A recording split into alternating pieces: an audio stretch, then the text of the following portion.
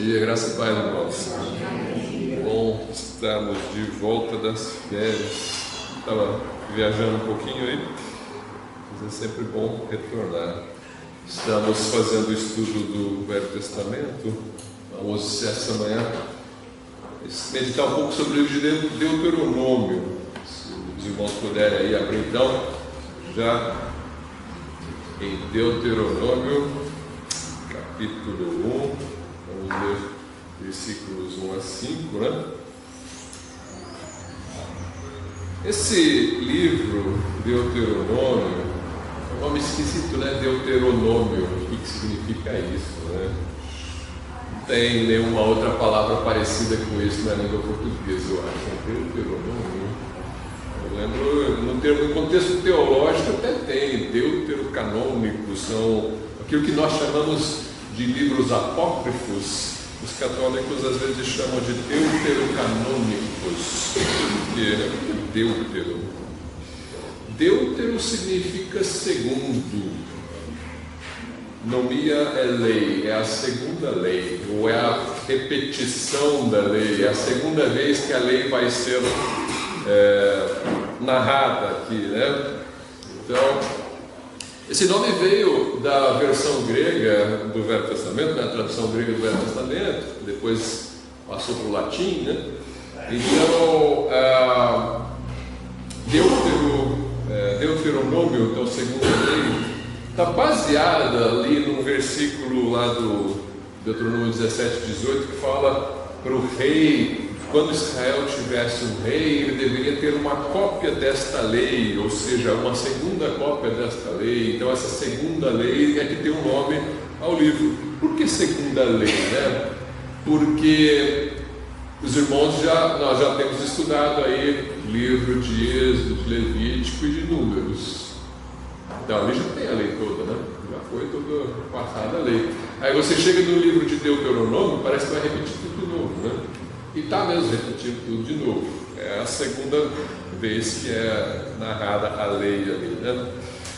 Então, vamos fazer uma oração aqui para Deus, pedindo a bênção para esse estudo aí de Deuteronômio. Senhor Deus, te agradecemos pela tua bondade em nossas vidas, podemos estar aqui mais uma vez para meditarmos da tua palavra com os irmãos. E pedimos a bênção para a aula sobre esse livro de Deuteronômio, que o Senhor possa nos instruir sobre o que aconteceu com o povo de Israel e as tuas instruções de como guardar a lei, amar o Senhor, obedecer, que nós possamos trazer para os nossos dias e consagrar nossos corações a estudar, entender e obedecer a tua lei, Senhor, dentro da nova aliança, dentro da nossa realidade, que é diferente da deles, mas que tudo que foi escrito, sabemos que foi escrito para nosso exemplo e instrução. Dá-nos desejo de aprender mais, dá-nos prazer de estudar a Tua palavra toda, Deus. Que esses estudos possam servir para isso, para nos estimular ao amor a toda a Tua palavra, Senhor. Em nome de Jesus, amém. Amém.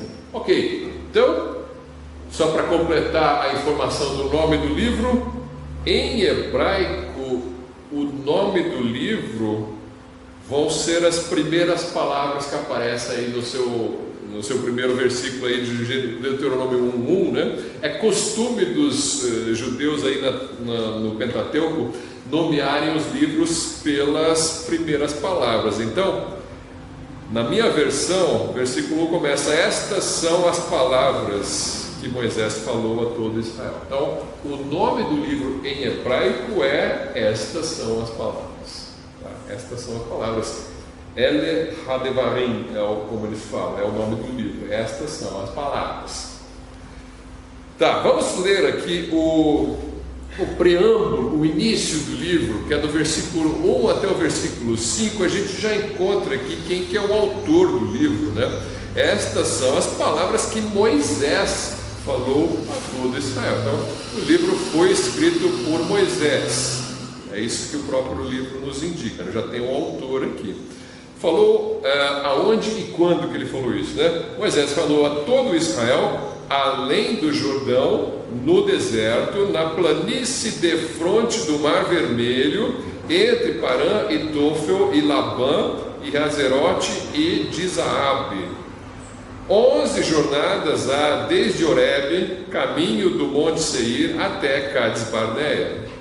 E sucedeu que no ano 40º, no mês 11º, no primeiro dia do mês, Moisés falou aos filhos de Israel, conforme a tudo o que o Senhor lhe mandara acerca deles.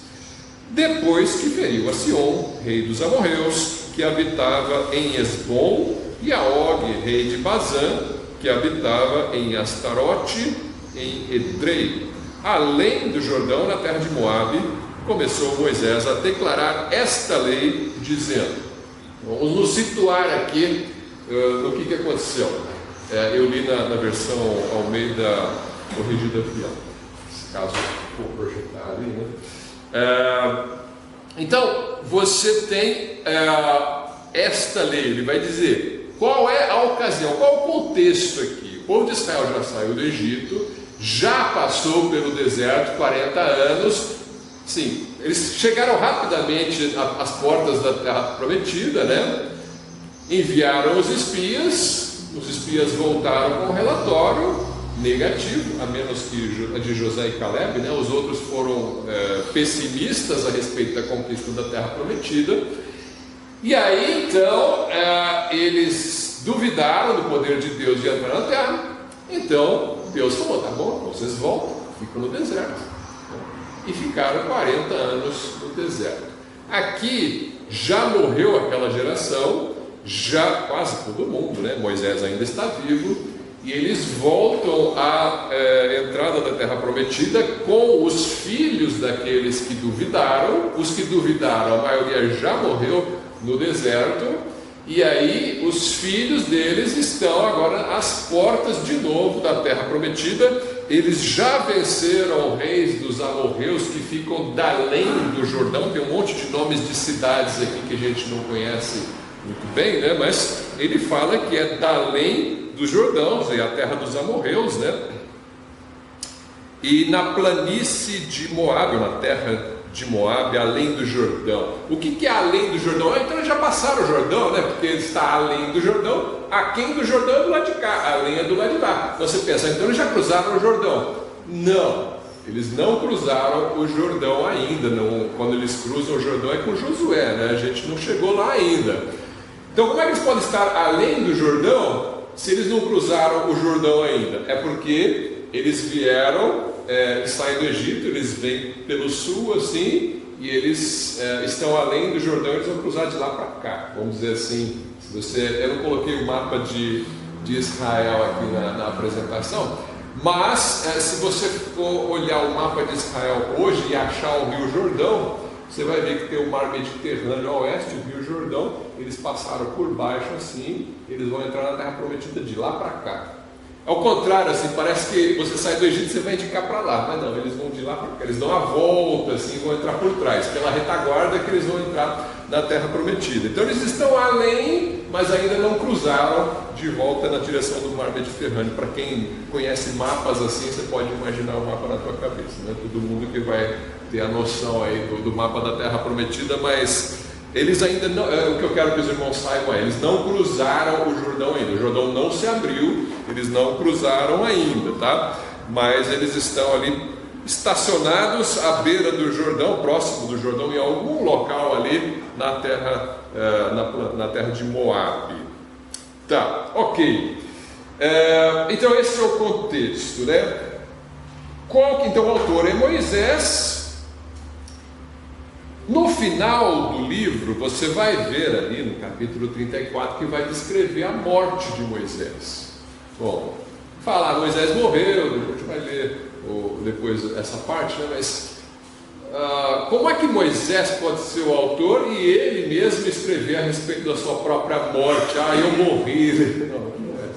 Provavelmente então o que acontece, ele escreve até quase o final, e aí alguém escreveu o final da história e acrescentou, né? Acrescentou ali a narração da morte de Moisés, tá? Alguns acham que talvez foi Josué, né, que foi o líder que assumiu depois, mas a gente não sabe porque, não está escrito isso na Bíblia, quem escreveu. Não é tão importante quando você está lendo a Bíblia saber quem escreveu qual parte, né? Às vezes as pessoas questionam a Bíblia assim, mas como é que você sabe que foi Moisés que escreveu isso? Como é que você sabe que foi Mateus que escreveu Mateus? Como é que você sabe que foi Marcos que escreveu Marcos? Não é tão importante. Assim, existe uma tradição que diz que esse escreveu esse, aquele escreveu aquele, e existe a Bíblia dizendo, por exemplo, que pelo menos a maior parte de Deuteronômio foi Moisés que escreveu. Não é tão importante eu saber quem escreveu, é importante saber quem inspirou, que é a palavra do Espírito Santo. E eu sei que é a palavra do Espírito Santo, porque Jesus usou o livro de Deuteronômio. Ele cita passagens do livro de Deuteronômio, os apóstolos usam. Então, isso aqui está consagrado na palavra de Deus como sendo literatura inspirada.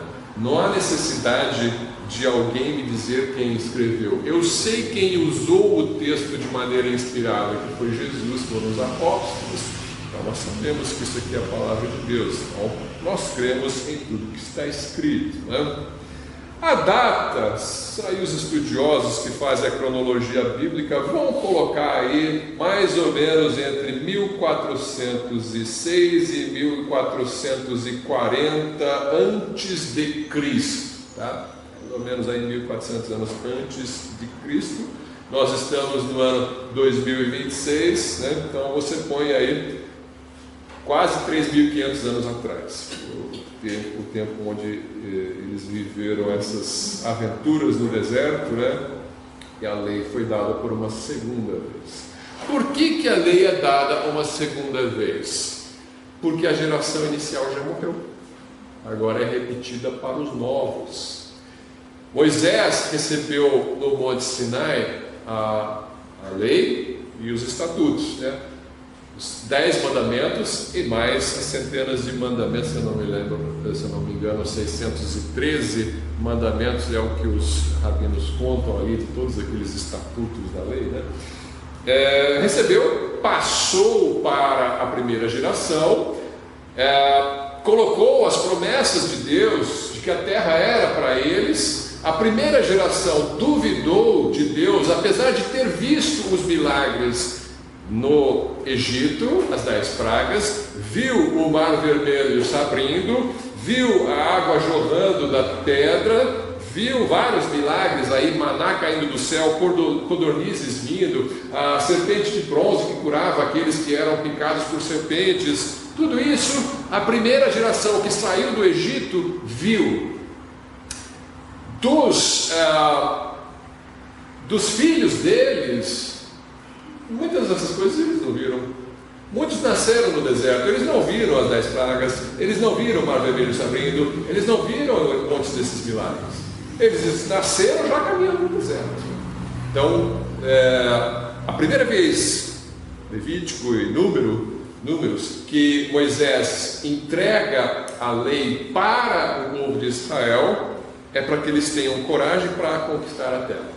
A segunda vez, ele vai lembrar o que os pais deles fizeram de errado, como eles não creram, então ele vai contando de novo essas histórias, para que eles tenham fé e eles entrem com confiança na terra prometida. Não cometam os mesmos erros que os seus pais, né? Com a mesma incredulidade. Pela incredulidade eles não entraram. Então o livro de Hebreus vai falar muito sobre isso, né? Que nós não sejamos como eles que pereceram no deserto pela incredulidade. Essa palavra é para nós. Essa palavra não é para ímpios, é também para ímpios, porque os ímpios, se não crerem, perecerão. Só que não vamos pensar nós aqui que essa geração do deserto era toda uma geração de perdidos, de que todos eles foram para o inferno porque eles duvidaram de Deus. Não é essa a questão. Lembre-se, não são todos os que saem do Egito que são salvos, não são todos os que perecem no deserto que são perdidos. Eles morrem pela incredulidade, mas não necessariamente eles não foram salvos, a sua alma não foi salva. A gente tem às vezes essa ideia de que eles não foram salvos, por isso pela incredulidade eles pereceram, porque a salvação é pela fé. Lembre-se de que Moisés também pereceu no deserto e não entrou na terra prometida, por causa da incredulidade, porque Deus falou: fale com a rocha, e ele feriu a rocha, e Deus disse: por causa disso você não vai entrar, porque você não teve fé. Mas Moisés foi salvo. Então, para nós, sim, se você não tiver fé no Evangelho, você vai para o inferno, vai perecer. Se você não tiver fé na sua caminhada como crente, você não vai para o inferno, mas você também vai perecer. Você não vai experimentar a vida abundante que Deus tem preparado para nós. Deus tem preparado uma vida, já aqui, uma vida de paz com Deus, uma vida abundante no Espírito, se você viver no Espírito. Se você viver sem fé, você também vai perder isso, né? Então, eu entendo que existe uma lição para todos nós aqui, que é enfatizada no Novo Testamento, que nós caminhamos pela fé. Existe também o alerta para os falsos crentes, né? Para aqueles que, porque acham que estão no meio do povo de Deus, estão caminhando para a terra prometida, então eu sou salvo. Se você está na igreja caminhando com os crentes para o céu, você acha que você é salvo. Mas cuidado, porque se você não tiver fé, você também vai perecer e não vai ser salvo. Oi. Não, uma dúvida que eu tenho em relação ao pessoal do Velho Testamento, assim, a gente agora aceita Jesus, nossos pecados estão perdoados e a gente, mesmo se morrer em pecado, a gente vai para o céu, né? Mas eles pecavam e aí faziam o sacrifício para pagar aquele pecado e coisa assim. Aí se eles morriam em pecado, eles iam para o inferno, porque não deu tempo de fazer o sacrifício? A comparação é similar, né? Se você crê em Jesus Cristo, mas e de repente você cometeu um pecado e você morreu num acidente de carro ali, não deu tempo de confessar, entendo que a situação é a mesma, né? Eles tinham que matar os animais para oferecerem sacrifícios pelos seus pecados, mas não era o sangue do animal que salvava suas almas, porque sangues de bodes e carneiros não têm o poder de remir pecado. Eles eram símbolo do sangue de Cristo que morreria. É o sangue de Cristo que salva os do Velho Testamento, e o sangue dos bodes e carneiros é para representar aquele. Então eles tinham que praticar essa religião, sim, como demonstração da sua fé, mas não era aquele sangue que salvava. Então eu creio que se você é um israelita nessa época, você crê na palavra de Deus, você oferece seus sacrifícios pela fé, e de repente você caiu em pecado e você morreu, você não vai perder a sua salvação por causa disso. E a salvação ainda está em Cristo. Ainda está em Cristo. Aquilo era só o símbolo que Deus queria que eles estivessem sempre lembrando. Isso. Mesmo que eles não soubessem disso, mas como são pessoas de fé na palavra de Deus, não soubessem disso o quê? Não soubessem que o carneiro representa Jesus Cristo. Mas eles sabem que Deus mandou oferecer esse carneiro, então eu pela fé vou obedecer, né? Bom, então essa região que eles estão aqui ouvindo esse discurso de Moisés é o que hoje nós chamaríamos de Jordânia. Só para quem gosta de mapas aí, se você encontrar Jordânia no mapa, você vai ter a noção de onde eles estão. Tá, ok.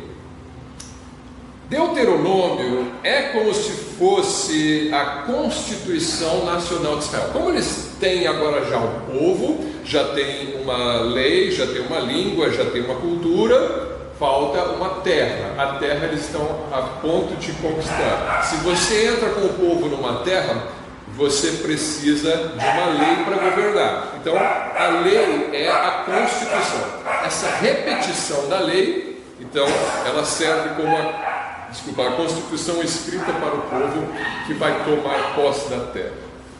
O formato do livro lembra muito alguns documentos antigos da época que eles chamam de tratados de suzerania. O que é tratado de suzerania? Suzerania, acho que fala. É um documento com direitos e deveres dos súditos de um rei. Então, alguns já ouviram falar do Código de Hammurabi, é um tratado de suzerania, né? Tu tem o rei, tu tem os servos, e existe um acordo entre o rei e os servos, então existem ali os deveres e os direitos dos servos, né, o que eles devem fazer, e o formato desses documentos antigos segue essa sequência em que você tem um preâmbulo, que é o que nós acabamos de ler, introdução, né? Existe um prólogo histórico, os passarinhos estão animados hoje. Existe um prólogo histórico onde o documento vai dizer como que nós chegamos até aqui, vai contar a história do povo e da relação com o seu rei. E é o que Moisés vai fazer nos primeiros capítulos aqui do livro. Se você pegar o preâmbulo, vai do capítulo 1, do 1 a 5. Se você pegar do capítulo 1, do versículo 6, até o capítulo 4, versículo 49, seria esse preâmbulo histórico. Ele vai fazer uma recordação histórica do que aconteceu com o povo de Israel no deserto. É uma repetição de muitas coisas que nós já vimos nos outros livros. Depois você tem as provisões principais do acordo, que no caso aqui seria mais ou menos aí do capítulo 5, versículo 1 até o capítulo 26, versículo 19. Alguns acham que é um pouquinho antes, um pouquinho depois, mas essa seria a parte principal, onde você vai dizer quais são os deveres e os direitos, né? Está tudo enumerado ali. Depois você tem uma sequência de bênçãos e maldições. Se você obedecer, então você vai ser abençoado assim. Se você desobedecer, essas são as consequências, essas são as maldições. Nesse caso é o capítulo 27, versículo 1 até o capítulo 30, versículo 20, tá? E depois tem as disposições finais para a continuação da aliança, né? Para você continuar em aliança com o Senhor. Você teria ali no capítulo 31, versículo 3 até o 33, versículo 29, e no final vai ter um relato da morte de Moisés no capítulo 34. Assim, não é tão clara a relação com esses tratados de suzerania. Alguns teólogos divergem, acham que não está tão parecido, outros acham que não está bem parecido aí com esses códigos aí de antigos, né? Então, não é tão certo que seja realmente assim, que tenha seguido o modelo da época, né? Mas é possível que sim, isso não é tão importante também. Qual que é o texto-chave? Talvez se eu pudesse destacar um texto, um trecho do livro de Deuteronômio, seria o capítulo 6, versículos 1 a 5. Vamos ler ali, capítulo 6, versículos 1 a 5.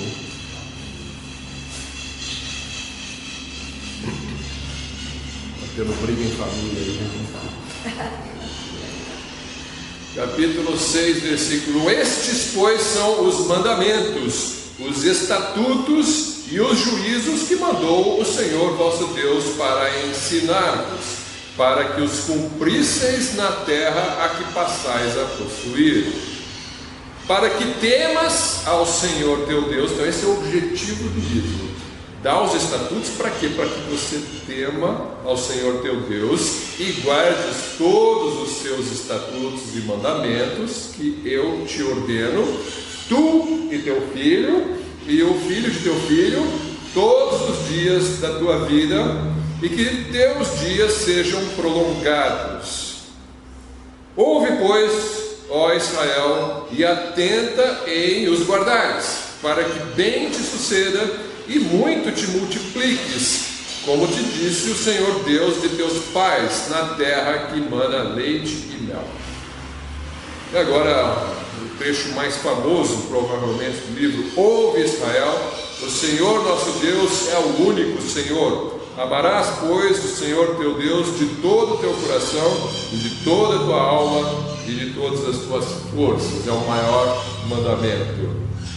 Não está nos 10 mandamentos, não é um dos 10 mandamentos, o maior de todos os mandamentos, mas ele está incluído nos 10 mandamentos. Se você for ler ali, a vontade de Deus está ali, né? Mas as palavras mais que resumem toda a lei não estão nos 10 mandamentos. As palavras que resumem toda a lei, segundo Jesus, né, estão aqui, esse que é chamado Shema, né? O judeu chamou isso de Shema. Shema significa ouve, ouve, Israel. O nosso Senhor, o Senhor nosso Deus é o único Senhor. Isso já prega o monoteísmo de Israel em comparação com o politeísmo da terra que eles iriam habitar e da terra de onde eles vieram, que era o Egito. E o maior mandamento: amarás o Senhor teu Deus de todo o teu coração, de toda a tua alma, de todas as tuas forças, com todo o teu ser, né? Este mandamento é o primeiro. O segundo mandamento está lá em Levítico 19, 18, que é amar o próximo como a si mesmo. Não está em Deuteronômio, né? O maior está aqui, o segundo maior está lá em Levítico. Então, é para você ensinar isso para os seus filhos. Aí ele vai falar o capítulo 6 todo, nas maneiras de você transmitir isso para os seus filhos, escrevendo em placas, né? Falando diariamente com ele, né? É para a nação de Israel saber isso aí. Até porque naquela época não era tão comum você ter um livro escrito em casa, né? Livro nós temos. Você compra uma Bíblia e dá para o teu filho. Você lê quando ele é pequeno para o teu filho, né? Mas naquela época, pensa que para você ter um livro escrito, né? Eles escreviam em papiros, né?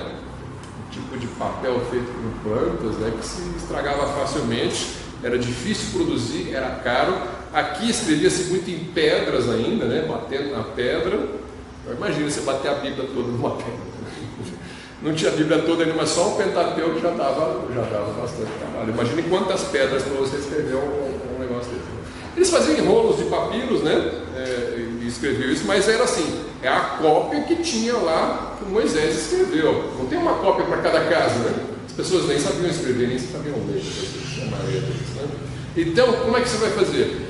Você vai lá no dia da festa das trombetas, vai haver, dos tabernáculos, vai ter a leitura de toda a lei de Moisés, como lá no livro de Esdras fala, e o povo inteiro vai se reunir e o sacerdote vai ler, uma vez por ano vai ler toda a lei de uma vez só, né? Fica o dia inteiro ali ouvindo a lei. Você ouviu, agora você vai lá, o resto do ano você vai ensinar isso para o teu filho. Esqueceu alguma coisa, vai lá perguntar para o sacerdote, né? Como é que era aquele versículo mesmo?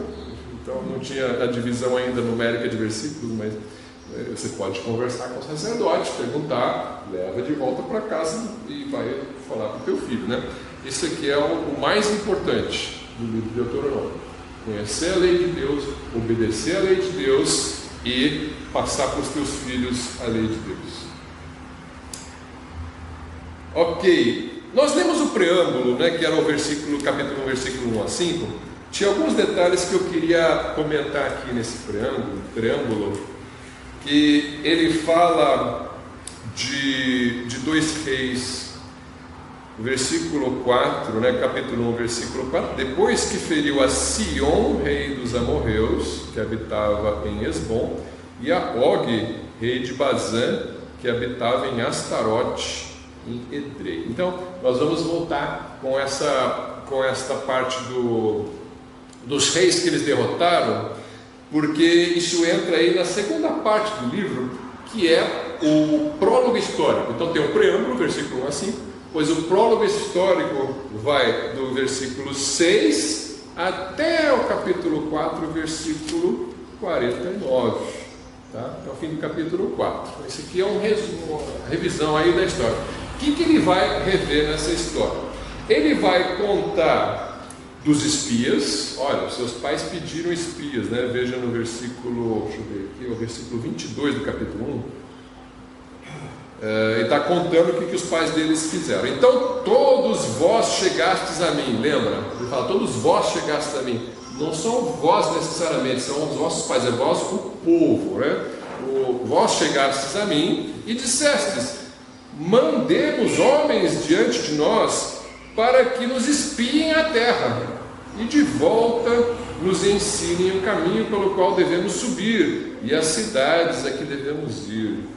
Então, ele está contando: olha, seus pais, não foi ideia de Moisés, não foi Deus que mandou inicialmente enviar os espias, foram as pessoas que pediram. Depois Deus falou para Moisés: envia, tudo bem. Mas a vontade do homem é aquela receio, né? Será que é essa terra aí? Será que é boa mesmo? Será que a gente consegue? Então os espias vasculharam a terra, né? e depois eles voltaram com o relatório dizendo que a terra era muito boa, mas que a gente não era bom o suficiente ou forte o suficiente para conquistá-la, e que Deus trouxe, na verdade, a gente aqui para morrer aqui. Ele queria humilhar a gente aqui. Ele abriu o Mar Vermelho, fez os milagres, tudo só para trazer a gente aqui, para humilhar a gente perante os gigantes, né? Porque a gente não consegue e Deus não vai dar essa terra para nós. Esse foi o relato em resumo. O irmão Clóvis deve ter comentado essa história aí, né? Em resumo, foi isso aí, né? E aí Josué e Caleb são os únicos que trazem ânimo e esperança para o povo, mas o povo prefere seguir os pessimistas, né? E aí você vai ter Moisés dando uma bronca neles. E aí eles falam, não, então vamos lá, vamos entrar sim, vamos entrar. Aí Deus fala para Moisés, não, agora eu não quero. Eles reclamaram, então agora vocês vão voltar. Não, a gente vai entrar. Aí eles tentam entrar sem Deus, eles perdem ali, né? Eles tomam um açúcar numa batalha, né? E eles eles voltam para o deserto. Ok, então ele está revisando essa parte toda, e aí você vai ver no capítulo 2, versículo 1, ele fala: depois viramos-nos e caminhamos ao deserto, caminho do Mar Vermelho, de volta em direção ao Egito, como o Senhor me tinha dito, e muitos dias rodeamos o monte Seir, que é a terra ali dos Edomitas, né, de Esaú. Muitos dias, aqui algumas traduções colocam muitos anos, né? Quase todo o tempo ali, os 40 anos, ficaram ali, meio que parados, rodeando, né? Então, até que Deus fala, vocês já rodearam bastante esse monte aí, agora se ponham a marchar de volta para a terra prometida. Você vai ter aqui, em seguida, no capítulo 2, você vai ter uma lista de como eram esses povos que habitavam na terra prometida já na entrada de volta na terra prometida, né? Voltando para a terra prometida. Capítulo 2, versículo, deixa eu ver aqui, 10. 2, 10 e 11. Quem é que habitava na terra? Os Emins dantes habitaram nela, um povo grande e numeroso e alto como os gigantes. E também, versículo 11, também estes foram considerados gigantes como os Anaquins, e os Moabitas os chamavam de Emins. Temos aqui os nomes, os Moabitas chamavam os gigantes de Emins, e outros chamavam eles de Anaquins, ou pelo menos eram grandes como os Anaquins, que eram um povo de gigantes, né? Quem curte Star Wars aí, Guerra nas Estrelas, tem o Anakin Skywalker, né? A gente roubou daqui o nome, né? Tirou daqui o nome. É o nome de um gigante, de um povo de gigantes, né? Anaquins. Ele vai falar também no versículo 20. Também essa foi considerada terra de gigantes. Antes nela habitavam gigantes, e os amonitas os chamavam de Zanzumins. Quer dizer, os moabitas chamavam de Emins, mas os amonitas chamavam de Zanzumins. Um povo grande e numeroso, e alto como os gigantes, e o Senhor os destruiu diante dos amonitas, e estes os lançaram fora e habitaram no seu lugar. Então, até os amonitas mataram os gigantes, não foram só os israelitas, tá? Era uma terra de gigantes, historicamente era conhecida como sendo uma terra habitada por gigantes. Alguns deles foram derrotados pelos amonitas anteriormente, né? E agora os amonitas habitavam, né? Tem um slide aí que, se puder colocar, dos gigantes. Eu peguei aí algumas. Aqui tem uma pedra da arqueologia. Isso aqui é a Estela de Naram-Sin da Acádia. É uma pedra que foi datada aí de 2250 a.C. Naram-Sin é o nome do rei da Acádia, é uma região ali perto da Suméria. Ele aparentemente governou também na Suméria, onde é o que nós conhecemos como Iraque ou Babilônia hoje. E você tem uma uma escultura estranha aqui de um gigante, né? Esse aí representa o rei dele, é o próprio Naram-Sin.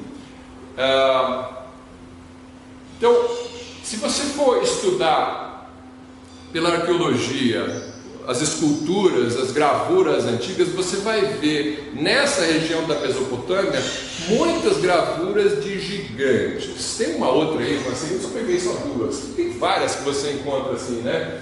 Tem uma segunda, pode passar. Consegue? Ou é a anterior? Essa aqui é a segunda, acho que é a primeira. Não tem uma. Seria mais ou menos, sei lá, uns 2,5 metros. 3 metros, coisa assim, né? Esse aqui é uma outra, pedra de Shamash muito conhecida aí da Babilônia, essa já é datada de 885 a.C. Como é que a arqueologia enxerga essas pedras? Como é que eles falam? Eles falam o seguinte: bom, eu estou vendo gigantes aí nas gravuras antigas. Eu não acredito em gigantes, eu sei que gigantes não existem, provavelmente eles nunca existiram, então eles interpretam assim: os povos antigos retratavam seus reis como gigantes para dar glória a eles, para exaltá-los, mas eles não eram gigantes de verdade. Esse é o jeito que a universidade ensina a arqueologia. Eles falam, não eram gigantes, mas os antigos diziam que eram gigantes para exaltá-los. Bom, a Bíblia diz que eram gigantes, os babilônios dizem que eram gigantes, os acádios dizem que eram gigantes. Hoje, 3.000 anos depois, o professor não acredita em gigantes, ele fala, não, isso não eram gigantes, é só jeito de falar, né? Eu acredito na Bíblia, então, pela minha fé, eu creio que essa terra foi habitada por gigantes. Os antigos dizem que foi habitado, a Bíblia diz que foi habitado. E a escala de tamanho provavelmente era algo, aqui pode até exagerar, porque é uma gravura meio, se você for olhar as proporções, as pessoas são meio cabeçudinhas assim, é um negócio muito preciso, né? Mas eu creio na Bíblia, eu creio que de fato foi uma terra habitada por gigantes. Mas como? De onde vieram esses gigantes, né?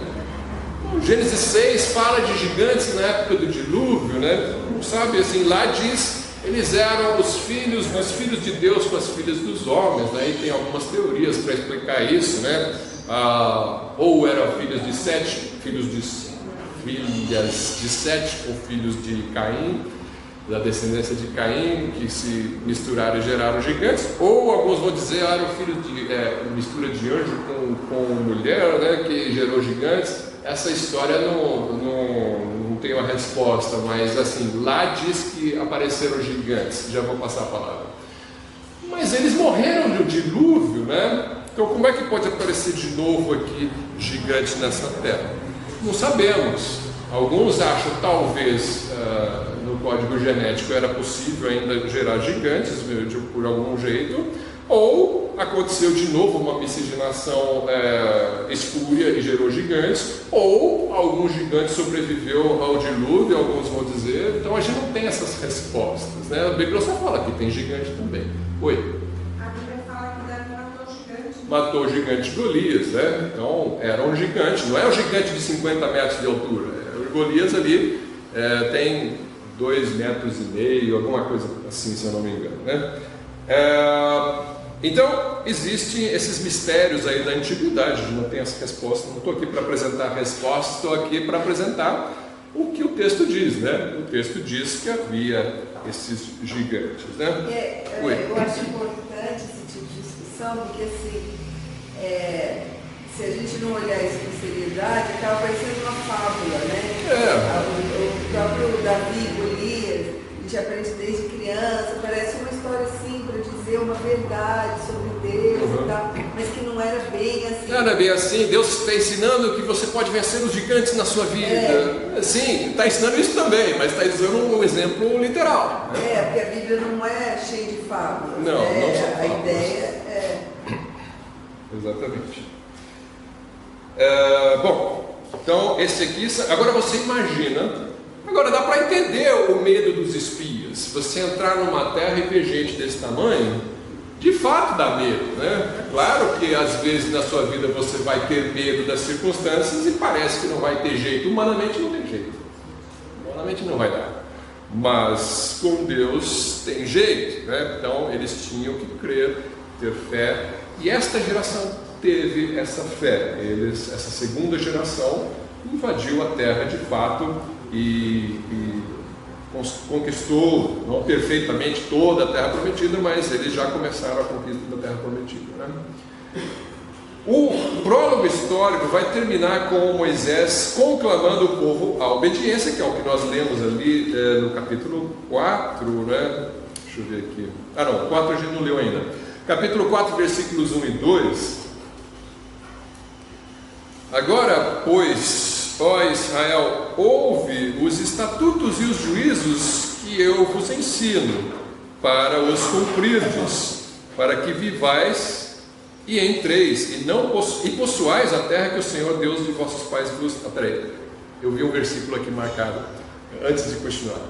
Tem um tamanho aqui, que eu esqueci de ler. Capítulo 3, versículo 11, eu falei do rei de Og, eles tinham vencido o rei de Og, né? Quem que foi Og? Porque só Og, o rei de Bazã, restou dos gigantes. Eis que o seu leito, um leito de ferro, não está porventura em Rabá, dos filhos de Amon? De 9 côvados o seu comprimento, e de 4 côvados a sua largura pelo côvado comum. Tá. Então, só para encerrar essa história de gigantes, né? Ele tinha 9 côvados. Côvados é essa distância do cotovelo até a ponta da mão, varia de pessoa para pessoa. Uma pessoa diz que nessa época o côvado era mais ou menos 45 centímetros. Vamos arredondar para meio metro aí, né? A cama dele tinha então 9 côvados, aí 4 metros e pouco, né? A cama é um pouco maior do que a pessoa, né? Deve ter perto de 3 metros esse rei Og aqui que eles derrotaram, né? Só fecha parênteses, né? Israel já tinha derrotado esse rei, e isso trouxe medo para as nações de Canaã. Os israelitas mataram Og. Eles venceram ali esse rei de Bazã. Isso antes de cruzar o Jordão já. Tá, agora voltando ali o capítulo 4, versículos 1 e 2. Agora, pois, ó Israel, ouve os estatutos e os juízos que eu vos ensino, para os cumprirdes, para que vivais e entreis, e possuais a terra que o Senhor Deus de vossos pais vos dá. Não acrescentareis a palavra que vos mando, nem diminuireis dela, para que guardeis os mandamentos do Senhor vosso Deus que eu vos mando. Isso aqui é importante. Não diminua, não acrescente. A gente tem a tendência a fazer as duas coisas. Tem coisa da Bíblia que a gente não gosta e a gente não fala, não observa, diminui. Já mesmo no Novo Testamento.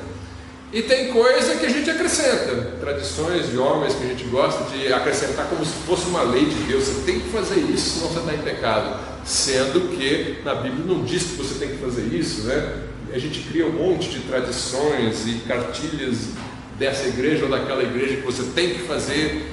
E Deus não pediu essas coisas, e outras coisas que Deus mandou, e a gente fala, não é bem assim, isso é coisa daquela época. Sim, tem coisa que é coisa daquela época. Nós vivemos numa nova aliança, então coisas do Velho Testamento são muito diferentes do Novo Testamento, mas mesmo do Novo Testamento tem muita coisa que a gente não obedece, ou que muitas igrejas não obedecem, né?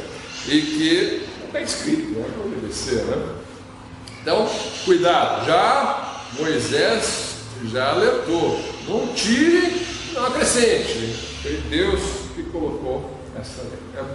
Quais são essas coisas? Ele vai começar a falar. Ele vai falar no capítulo 5, no capítulo 6, capítulo 7, né? Ele vai em diante, ele vai detalhar as coisas, vai repetir a lei, né? Aqui vem a segunda lei, né? A gente vai hoje só pensar em algumas coisas dessa nova lei. Se Deus quiser, a gente continua, finaliza o livro no domingo que vem. Mas vamos ver aqui, por exemplo, vamos só, sem ler assim, só resumindo, capítulo 5, você vai ter uma revisão do que Deus falou com Moisés no Sinai, e vai ter uma repetição dos 10 mandamentos.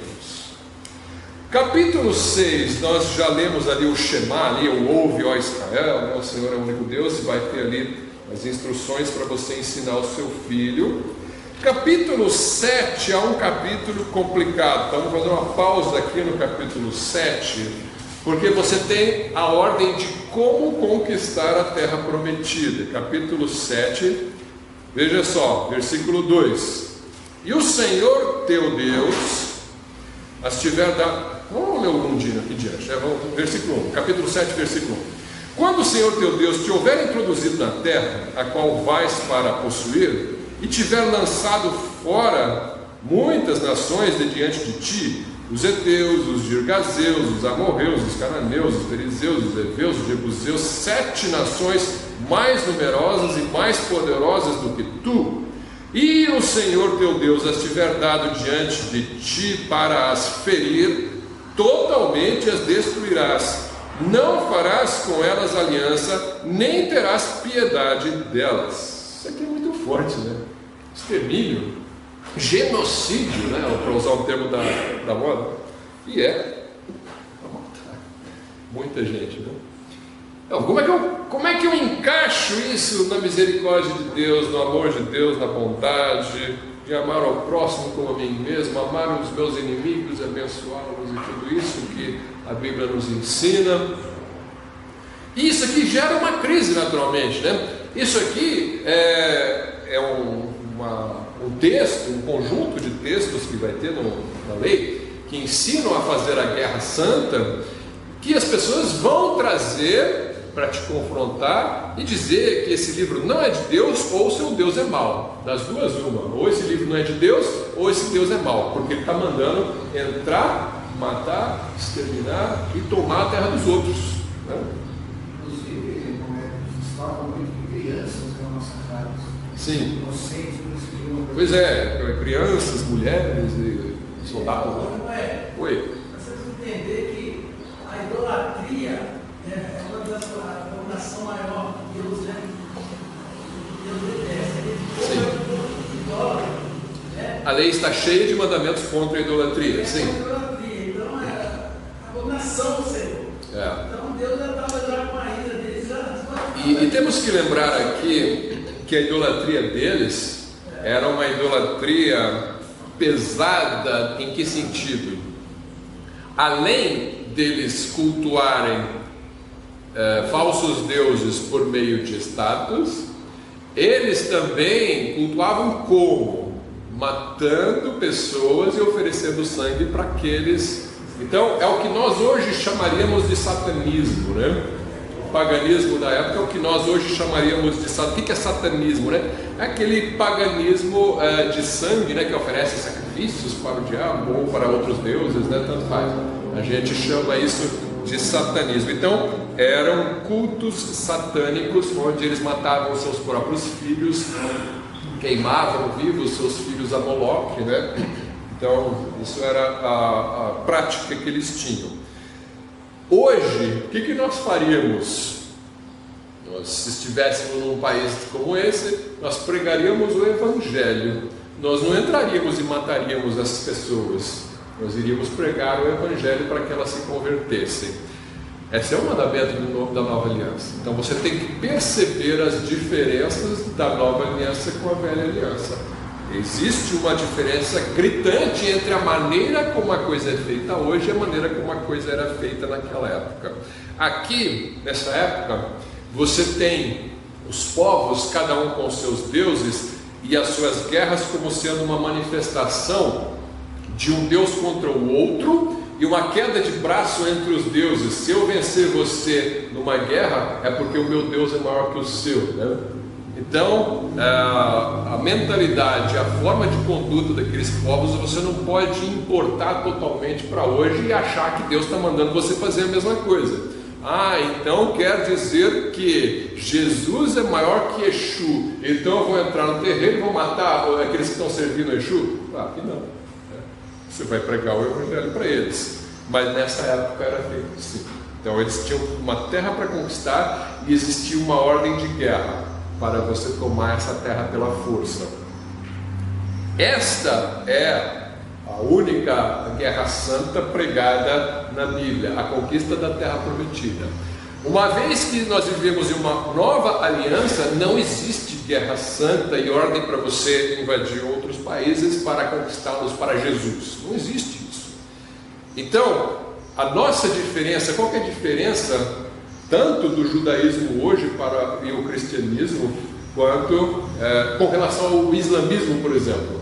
O islamismo pratica isso da mesma maneira hoje. Ele entende que você deve entrar no país, conquistá-lo à força e impor a religião dele sobre esse povo. Nós vivemos uma nova aliança que entendemos que esse tempo passou. Isso assim nós aprendemos com Jesus e os apóstolos. Se não existe uma diferença na aliança, você fica confuso. Você vai ler esses mandamentos e vai pensar, a Bíblia mandou, então vamos fazer. Não, a Bíblia mandou eles, naquela época, para punir o satanismo dessas religiões e para dar a terra que Deus prometeu para Abraão. Você não pode importar isso para nós e tomar como exemplo de como eu devo me conduzir hoje, né? Mas era uma prova do poder de Deus sobre a descendência de Abraão e sobre os deuses daqueles povos, para que os povos da época entendessem que Israel tem um único Deus. Hoje em dia não é assim, mas naquela época, se você perde a guerra, então o Deus do outro é maior que o teu. Então Deus está provando que Ele é maior do que qualquer outro Deus. Isso é muito difícil para nós entendermos hoje, né? Mas é a maneira como as coisas são feitas. Você tem coisas, a gente não vai fugir dos textos complicados da Bíblia, né? A gente está aqui justamente para você ser exposto a esses textos, para que não seja exposto da maneira errada por meio de pessoas que não entendem a palavra de Deus. Deuteronômio 20, versículo 10 a 18, você tem a lei geral sobre a guerra. Então, existe uma lei sobre a guerra para tomar a terra da Canaã, terra prometida. Existe uma lei geral. Então, se você tiver uma guerra em geral, existe um código de ética para a guerra. Qual que é o código de ética para a guerra? Capítulo 20, versículo 10. Quando te achegares a alguma cidade para combatê-la, mas não é para fazer guerra. Entenda, você está numa nação e as nações vão fazer guerra. Os povos vão tentar te invadir. Você tem que fazer guerra para se proteger. Deus está dizendo como que você vai fazer. Então, quando você se achegar a alguma cidade para combatê-la, apregoar-lhe-ás a paz. E será que, se te responder em paz e te abrir as portas, todo o povo que se achar dela te será tributário e te servirá. Porém, se ela não fizer paz contigo, mas antes te fizer guerra, então a sitiarás. E o Senhor teu Deus a dará na tua mão, e todo homem que houver dela passarás ao fio da espada. Porém, as mulheres e as crianças e os animais e tudo que houver na cidade, todo o seu despojo tomarás para ti, e comerás o despojo dos teus inimigos que te deu o Senhor teu Deus. Assim farás a todas as cidades que estiverem muito longe de ti, que não forem das cidades destas nações de Canaã. Porém, das cidades destas nações que o Senhor teu Deus te dá em herança, nenhuma coisa que tem fôlego deixarás com vida. Antes destruí-las-ás totalmente aos heteus, aos amorreus, aos cananeus, perizeus, heteus, jebuseus, como te ordenou o Senhor teu Deus. Ele vai dizer o motivo lá, né? Que se vocês não fizerem isso, vocês vão virar idólatras igual a eles. Eu sei que se vocês habitarem junto com esses idólatras, eles vão corromper o seu coração. E aconteceu mesmo, né? Eles acabaram se corrompendo, né? Ao longo da história. Mas aqui você tem mais coisas complicadas aqui. Ele fala das mulheres, olha, os homens vão morrer, vai ficar as mulheres e crianças, né? Não vão matar eles, se for outras nações. Vocês podem tomá-las como esposas e as crianças como seus filhos. Eu acho esquisito, né? Eu matei o marido, eu pego a esposa, né? Que história é essa? Como é que é isso? Para você entender isso aqui, você tem que compreender como é que as coisas são feitas na época. Como é que as coisas são feitas na época? Você entra, mata todo mundo, estupra quem você quiser e mata quem sobrou. E Deus está colocando, não, vocês não vão fazer igual aos outros. Você quer tomar despojo? Então você vai tomar ela como sua esposa, né? E ainda dá instruções de como tomar como esposa. Entenda, não são pessoas todas crentes em Jesus. É um soldado. Soldado, ele pode ser um bruto, ele entra e se você deixar, ele arrebenta com tudo. Então Deus está colocando um freio. Você não vai arrebentar com tudo, você vai cuidar dessa mulher com o mínimo de cuidado. Ele vai dizer qual que é o mínimo de cuidado Lá no versículo, deixa eu ver aqui onde é que está, capítulo 21, versículo 10 a 14, ele repete aqui algumas instruções. Quando saíres a peleja contra os teus inimigos, e o Senhor teu Deus os entregar nas tuas mãos, e tu deles levares prisioneiros, e tu entre os presos vires uma mulher formosa à vista, e a cobiçares, e a tomares por mulher, então a trarás para a tua casa, e ela rapará a cabeça e cortará as unhas. Isso é um sinal de luto pelo marido que morreu, né? E despirá o vestido do seu cativeiro, e se assentará na tua casa, e chorará o seu pai e a sua mãe, quem morreu na guerra, né? Um mês inteiro. Você não toca nessa mulher durante um mês, e depois chegarás a ela, e tu serás seu marido, e ela tua mulher. Não será tua escrava sexual, vai ser a tua esposa. Você vai tratar ela como tua esposa.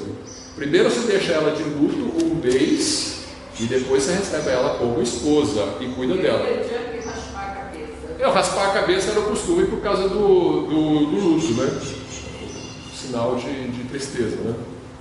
Então, o que é isso? É um exemplo para você? Não é um exemplo para você. É uma restrição para a época, porque os homens eram brutos, eles eram bárbaros. Se você deixar, ele acaba com essa mulher. Então Deus falou: não, você não vai fazer isso. Você vai pegar essa mulher, você vai deixar ela de luto por um mês, e você vai tratar ela com decência. E ela vai ser tua esposa, não tua escrava sexual, né? Então é isso que Deus ordenou para a nação de Israel. Tem um monte de outras coisas a respeito das guerras, mas eu queria só encerrar com um comentário aqui, voltando no texto do Deuteronômio 10 que a gente leu, né? Ele fala assim: quando te chegares a alguma cidade para combatê-la, apregoar-lhes a paz. O objetivo era a paz. Se eles se renderem, está em paz com você, né? E aí ele abre a porta, vai pagar imposto para você. Porém, se ela não fizer paz contigo, mas antes te fizer guerra, então a sitiarás. Aí Deus vai dar essa terra para você. Eu vi um comentário interessante do MacArthur sobre isso. Ele compara com Mateus 10. Vamos encerrar aqui com Mateus 10, versículos 11 a 15, o último texto antes das nossas pensamentos finais. Mateus 10, 11 a 15.